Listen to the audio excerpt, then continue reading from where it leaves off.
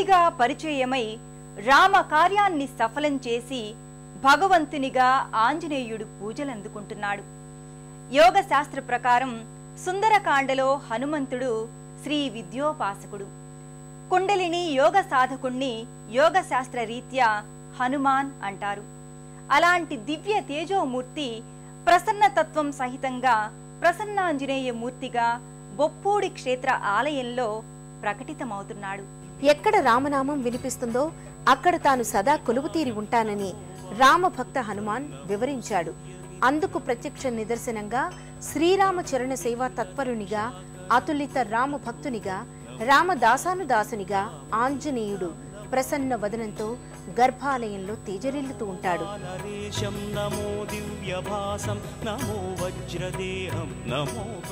స్వామికి తమలపాకుల మాలికలు అలంకరించి ఉంటాయి. బంతి, చేమంతుల పుష్పమాలికలు, అప్పాల మాలికలతో సుందర హనుమంతుడు సౌందర్య శోభితంగా అలరారుతూ ఉంటాడు. స్వామి పాదాల చెంత తమలపాకుల శ్రేణి పేర్చి ఉంటుంది.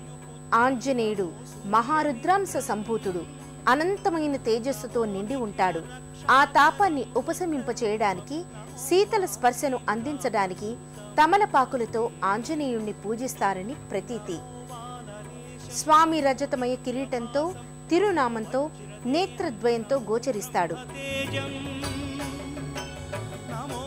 ముకుళిత హస్తాలతో ముగ్ధ మనోహరంగా ఆంజనేయుడు నానావిధ అలంకారాలతో పరిడవిల్లుతాడు.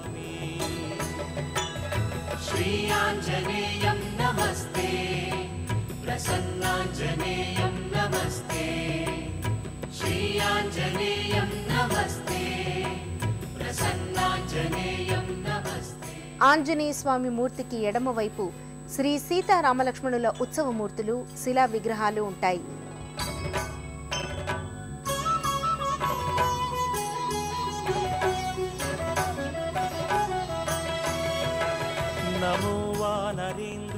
అభయం, ఆనందం కలబోసిన స్వరూపం ఆంజనేయుడు. అవ్యక్త అప్రమేయ పరతత్వమితడు అని వాల్మీకి హనుమ వైభవాన్ని సుందరకాండలో వ్యక్తం చేశాడు. అలాంటి ఆదర్శమూర్తి హనుమ మహా తేజో విరాజితంగా, దివ్యానంద సంధాయకంగా, ప్రసన్నమూర్తిగా ఇక్కడ ప్రకటితమవుతున్నాడు.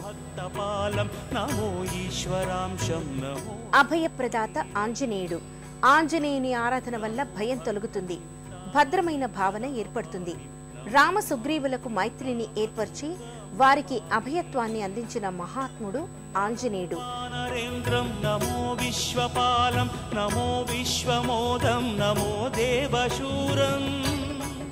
నమ్మిన వారి వెంటే ఎల్లప్పుడూ నేనున్నాననే భావనను ఆంజనేయుడు కలిగిస్తాడు.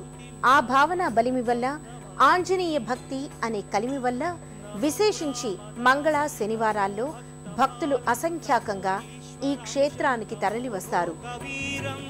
ఆంజనేయ పాహిమాం, రామదూత రక్షమాం అంటూ రామలక్ష్మణ జానకి జైబోలో హనుమాన్ కి, శ్రీరామదూతం శిరసా నమామి, సీతానందకారకం సదాస్మరామి, ఇలా ఎవరికి తోచిన రీతిలో వారు ఆంజనేయ గుణగణాల్ని కీర్తిస్తూ స్వామి దర్శనాపేక్షతో ఈ ఆలయానికి తరలి వస్తారు. ఆంజనేయ స్వామి నెలకొన్న గర్భాలయ ముఖద్వారంపై తిరునామం, శంఖు చక్రాలు అమరి ఉంటాయి.